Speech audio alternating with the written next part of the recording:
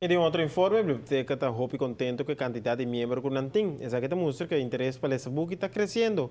Mas no mesmo momento, está trazendo uma escassidade de book hora que estão presta no que está devolver. Agora a biblioteca lança sua campanha anual para assinar por recobrar todo su book na back.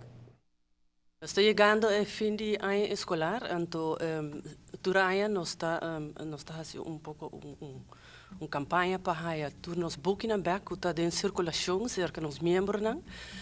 Vakantie grande aquí nos está querendo nos booking and back, cobrando, no cobrando boot para estimular miembros para ter booking na biblioteca.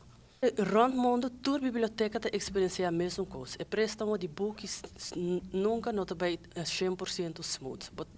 Bota haiabo com parte de coleção da circulação e ainda não sabe ou tem outra coisa obstáculo para trazer o book back. Tem que fazer sempre extra esforço para fazer o booking back. E isso nós está fazendo agora que não é vacância grande. A biblioteca também está trabalhando com o sistema de multa para cada dia que o book não pode entregar o book. Está aconselhando para aproveitar a temporada aqui com a hora de dispensar toda multa para assim a biblioteca por recobrar todos os book. A multa não vai para dia para book. Aqui na Sicanosa está mais ou menos 25 centavos para dia para book.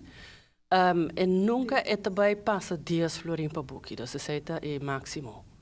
Pero hasta se porta obstáculo, dus algo difícil para a gente, dus nós temos período para año que nós está quita esse aí.